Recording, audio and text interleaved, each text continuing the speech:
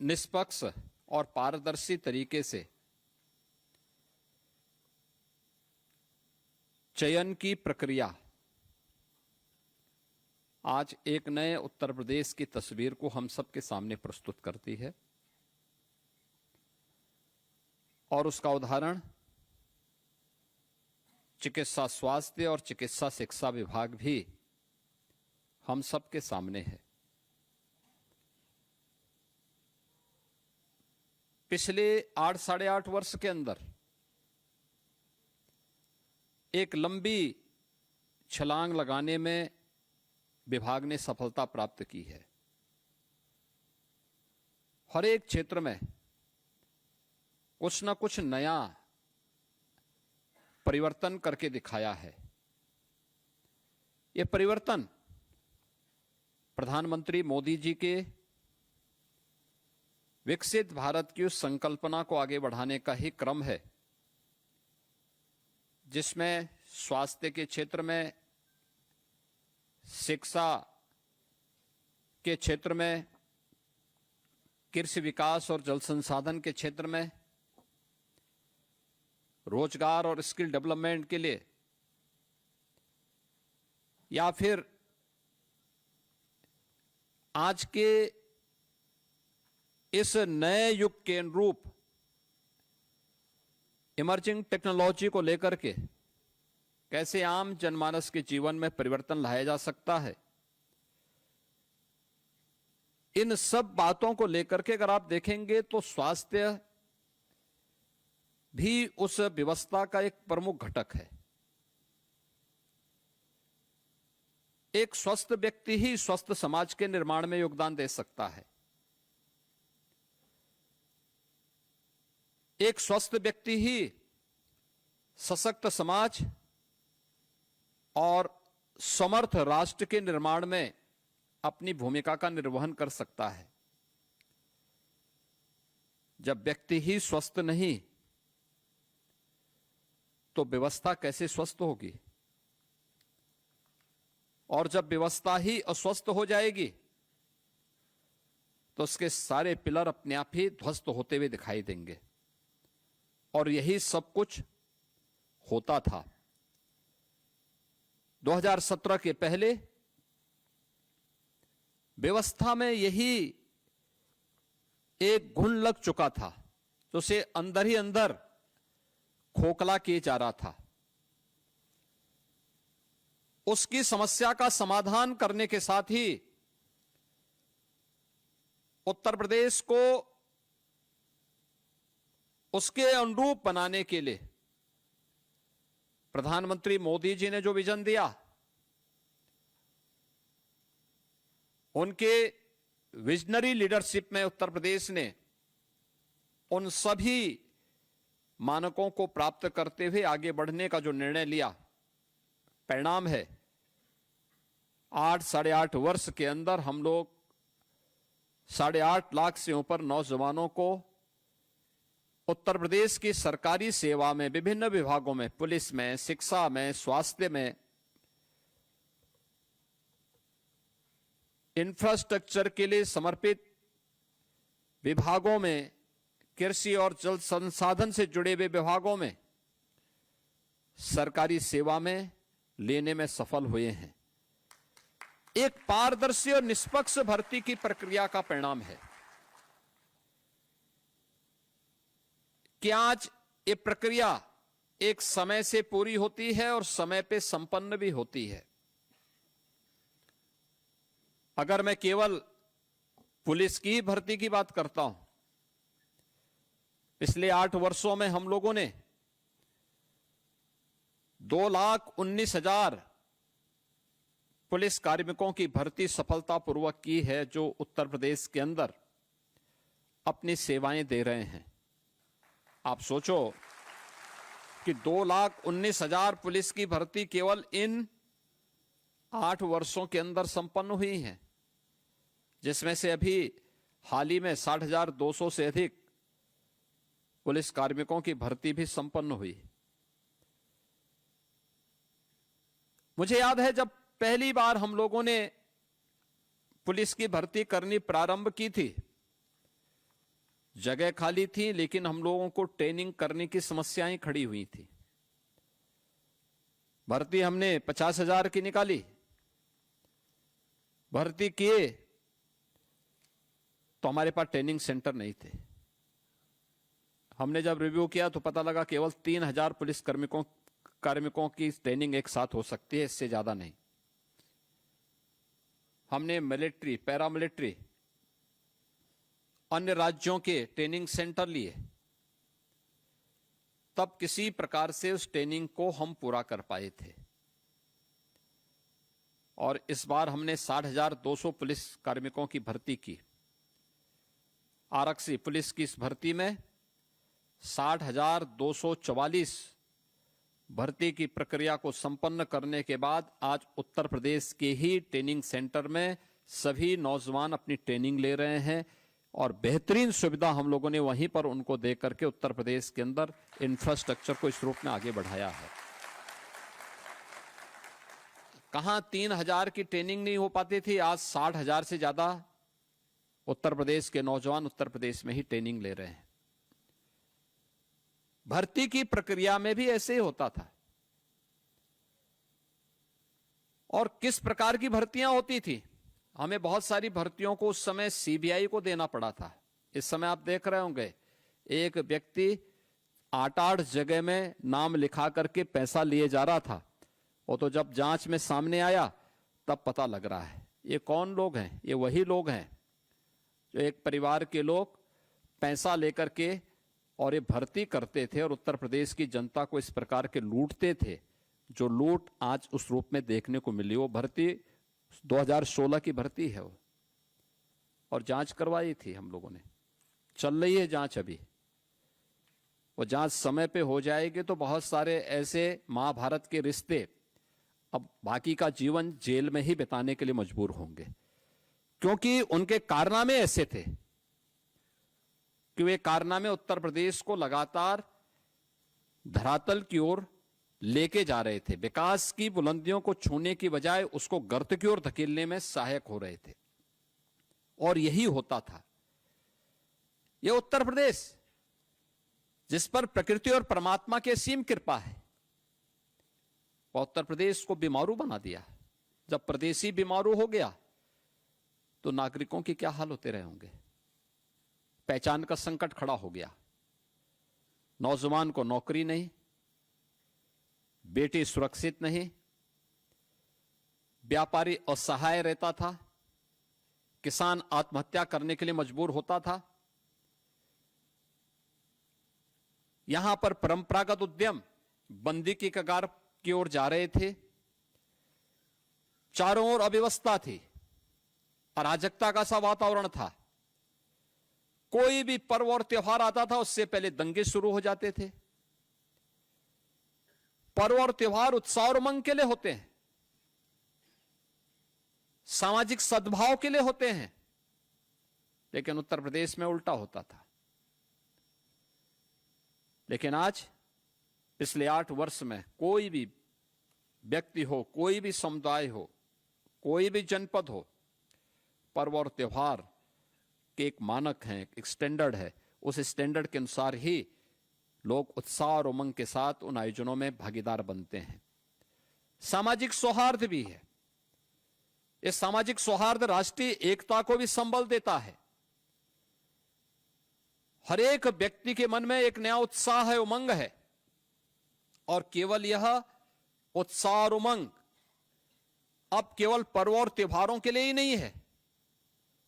यह उत्तर प्रदेश के विकास का एक जज्बा लेकर के उसे आगे बढ़ाने में भी बड़ी भूमिका का निर्वहन कर रहा है। और हर एक विभाग ने अपने स्तर पर कार्य करना प्रारंभ किया। यही परिणाम है।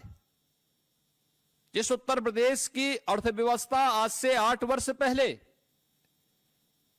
यानी 70 वर्षों में हम लोग केवल 13 लाख करोड़ तक पहुंचे थे, आज वह उत्तर प्रदेश इस वित्तीय वर्ष के अंत तक 35 लाख करोड़ की एक अर्थव्यवस्था बनने जा रही है। यानी जो कार्य 70 वर्ष में नहीं हो पाया, उससे भी 2.5 गुना वृद्धि हम लोगों ने मात्र 8-8.5 वर्ष के अंदर उससे बेहतर गति देकर के उत्तर प्रदेश को आगे बढ़ाने में सफलता प्राप्त की है। ये सफलता तब प्राप्त की है जब उत्तर प्रदेश के नौजवानों को उत्तर प्रदेश के अंदर नौकरी की गारंटी मिली। निष्पक्ष और पारदर्शी तरीके से भर्ती की प्रक्रिया जब संपन्न हुई, तब ये परिणाम हम सबके सामने आते हुए दिखाई दिए।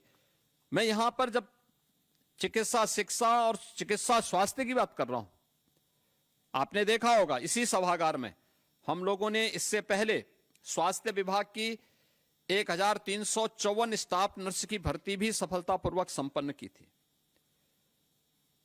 स्वास्थ्य विभाग के 7182 एएनएम भी सफलतापूर्वक भर्ती करके उन्हें नियुक्ति पत्र यहीं पे वितरित किया था।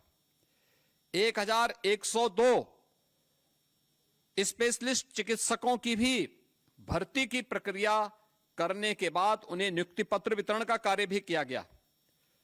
चिकित्सा शिक्षा विभाग के 278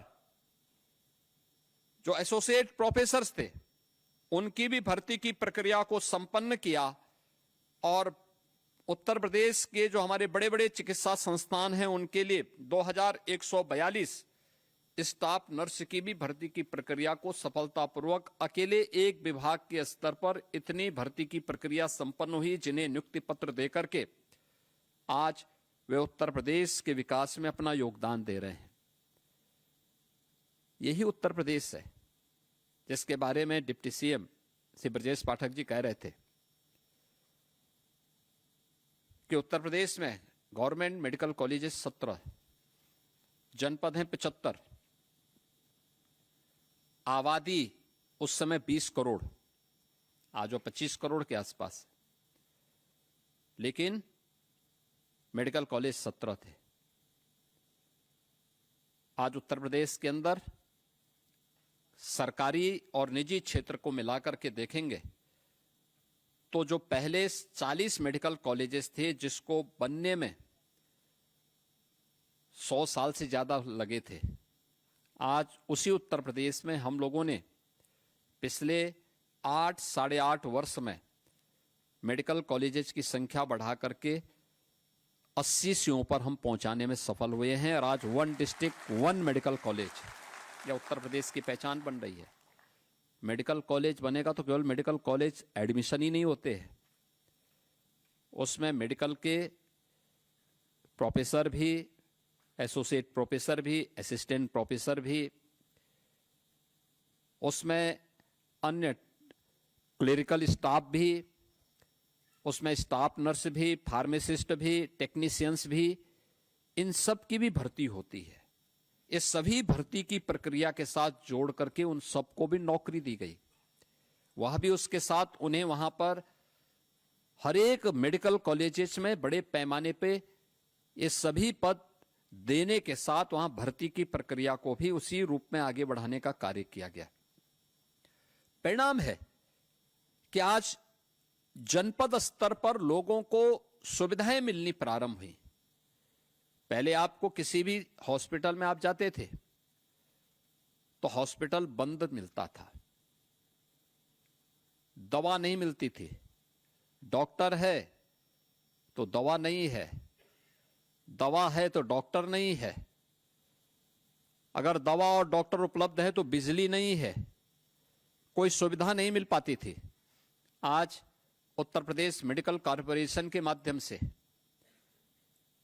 दवाइयां भी उपलब्ध हो रही हैं, तो 5 करोड़ 34 लाख से अधिक परिवारों को, यानी अगर एक परिवार में 5 लोग भी होंगे ना, तब भी आप अनुमान कर लीजिए कि कितनी बड़ी संख्या से लाभान्वित हो रही है।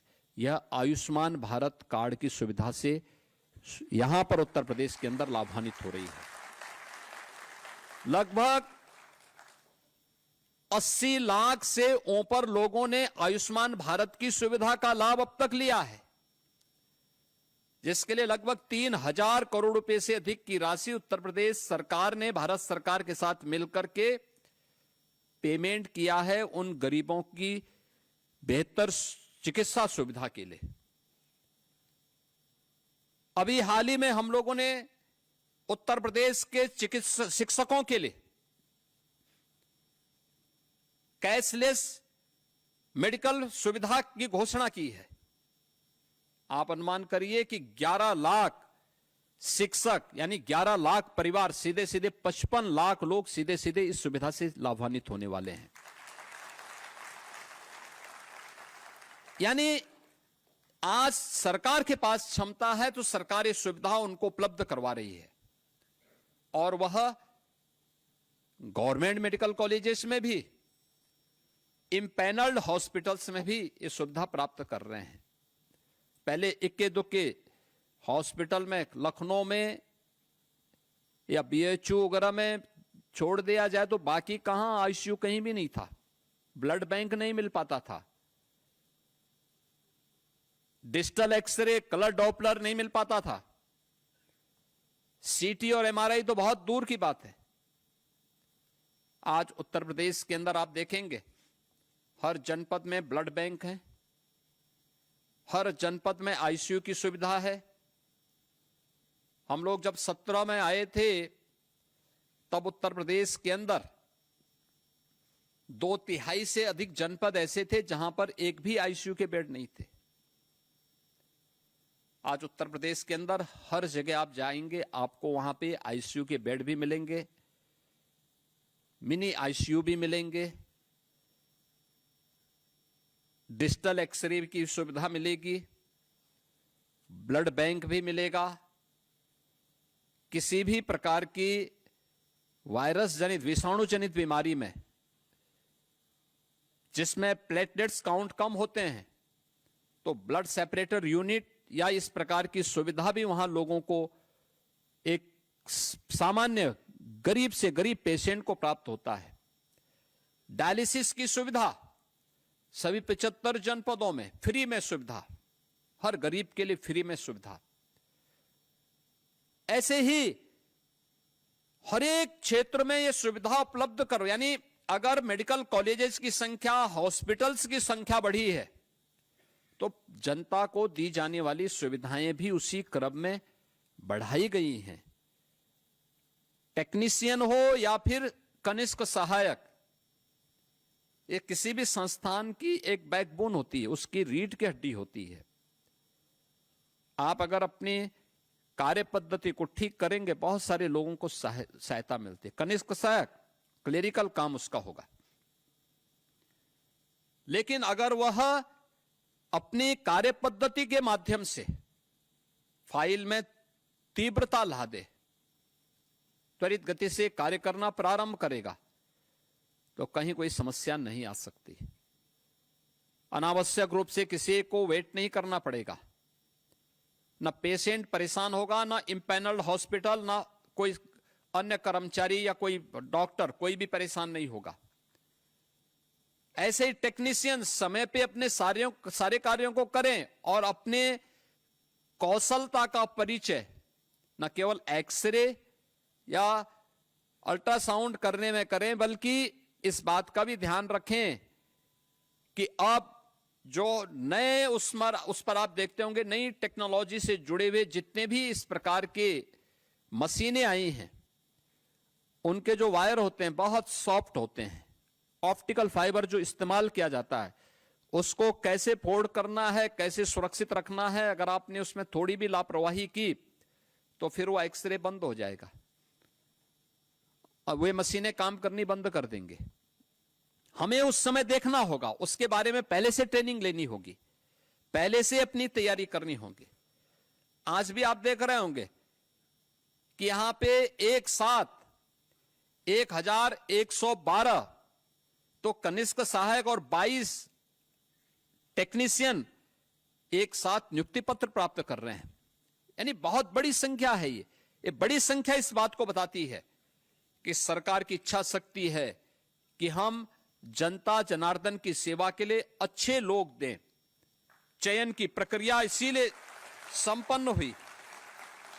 आपने देखा होगा चयन की प्रक्रिया आपकी 2 स्तरीय थी।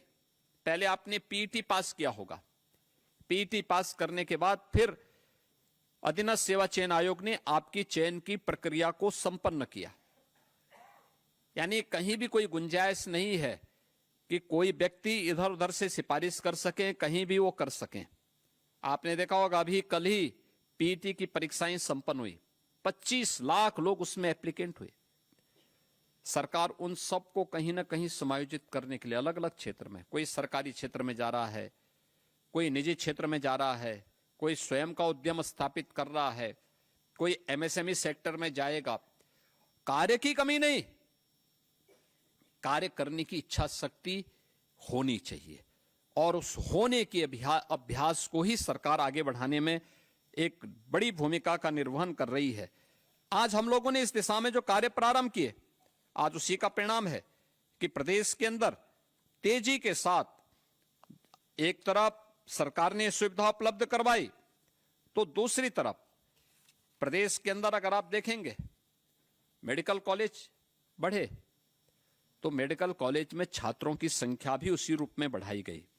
यानी पहले उत्तर प्रदेश के अंदर एमबीबीएस की जो सीट थी 2017 के पहले 5,390 थी, आज ये बढ़कर के हो गई 11,850, यानी दोगुने से भी अधिक हो चुकी है। पीजी की सीट्स थी 1,344, आज ये बढ़कर के हो गई हैं 4,028। सुपर स्पेशलिटी की जो सीट्स थी वह 120 से बढ़कर के अब 305 हो गई। ये सभी संपन्न करने के साथ साथ जो हमारे गवर्नमेंट मेडिकल कॉलेजेज है उसमें भी 1,234 हमने मेडिकल के शिक्षकों की तैनाती वहां पर अतिरिक्त की है। जितनी भी भर्ती की प्रक्रिया हो रही है, लगातार हर योग्य व्यक्ति को उसमें समाहित करने और उनको आगे बढ़ाने में भी सरकार तेजी के साथ कार्य कर रही है। परिणाम क्या है? बहुत बार होता क्या है, स्वाभाविक रूप से पहले सुविधा नहीं मिलती थी तो लोग जाते भी नहीं थे। आज जा रहे हैं तो लोगों को बहुत बार होता है कि कुछ लोग ऐसे होते हैं, बहुत सारे लोग हैं भाई जिनके पास कोई काम धंधा नहीं, तो कम से कम उसके पास माँ बाप ने एक स्मार्टफोन दे रखा तो दिन भर उसी स्मार्टफोन से कुछ ना कुछ नकारात्मक ही देखता है। अगर वो थोड़ा पॉजिटिव होता ना, वो भी कहीं आपकी तरह नौकरी पाया होता, लेकिन वो दिन भर कोई ना कोई जो नकारात्मकता होती तो कहीं का फोटो कहीं पे, कहीं का फोटो कहीं पे लगा करके फिर वो हमेशा कुछ ना कुछ नकारात्मक भरेगा। और उसका परिणाम क्या होता है कि वह आपकी छवि को खराब करने का प्रयास करेगा, विभाग की छवि को खराब करने का प्रयास करेगा, शासन की छवि को खराब करने का प्रयास करेगा। हमें उससे सतर्क रहना होगा। अगर हम पूरी प्रतिबद्धता के साथ कार्य कर रहे हैं, पूरी ईमानदारी के साथ काम कर रहे हैं, तो बिना भय के जो बेहतर हो सकता है वह करने की हमें स्थिति पैदा करनी चाहिए। और मैं आज के इस अवसर पर आपसे यही कहूंगा कि इतनी बड़ी संख्या में नियुक्ति की प्रक्रिया पारदर्शी तरीके से संपन्न हो रही है। परिणाम उत्तर प्रदेश आगे बढ़ रहा है। परिणाम यहां पे बहुत सारी ऐसी बीमारियां थी जो प्रदेश के अंदर इस सीजन में भय और दहशत का कारण बनती थी, आज भय और दहशत का कारण नहीं है। भय और दहशत का कारण नहीं, क्योंकि बीमारी समाप्त हो चुकी है, पूरी तरह उसको कंट्रोल कर दिया गया है। यही सीजन होते थे। इंसेफ्लाइटिस से, मलेरिया से, डेंगू से, कालाजार से, चिकनगुनिया से पूरा जनपद भरा पड़ा रहता था। लोग मरते थे, बड़े पैमाने पे मरते थे, कोई पूछता नहीं था। लेकिन आज पूरी तरह नियंत्रण में, बीमारी पूरी तरह नियंत्रण में। ये चीजें दिखती है कि जब सरकार के द्वारा अच्छे कदम बढ़ाए जाते हैं तो परिणाम आने में समय नहीं लगता है, और ये परिणाम बताते हैं कि कुछ अच्छा किया गया है। उस अच्छे को और अच्छा करने की दिशा में ये नियुक्ति पत्र वितरित हो रहे हैं।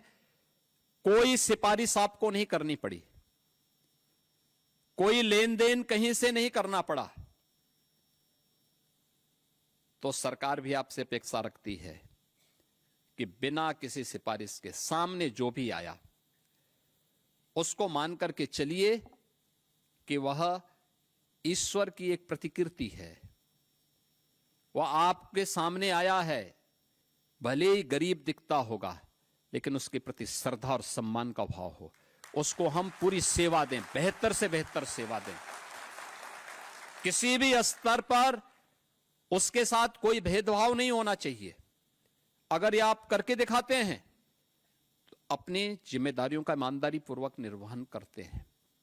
हर नागरिक अगर अपनी अपनी जिम्मेदारियों का निर्वहन करने लग जाएगा, याद करना, भारत को विकसित भारत बनने में, भारत को दुनिया की सबसे बड़ी ताकत बनने में बहुत देर नहीं लगने वाली है और उसके लिए आप सबको मिलकर के कार्य करना होगा। आज के इस अवसर पर मैं एक बार फिर से आप सभी को इस नियुक्ति पत्र वितरण कार्यक्रम के अवसर पर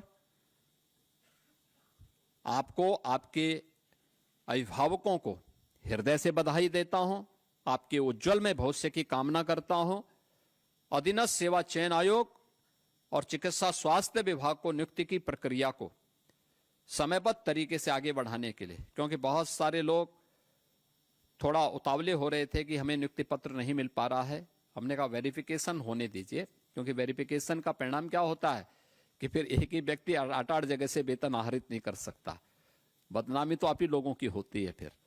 इसलिए उस वेरिफिकेशन की प्रक्रिया को संपन्न करने में थोड़ा समय लग जाता है, लेकिन आज ये कार्यक्रम संपन्न हो रहा है। आप सबको मैं हृदय से बधाई देता हूं, अपनी शुभकामनाएं देता हूं। धन्यवाद। जय हिंद। जहां भक्ति है हर शब्द में, कथाओं में छुपे हैं दिव्य रहस्य और ज्योतिष देता है जीवन को दिशा। धर्म से जुड़ी हर बातों को जानने के लिए हमारे चैनल स्तुति को सब्सक्राइब करें। चैनल पर जाने के लिए इस लिंक पर क्लिक करें।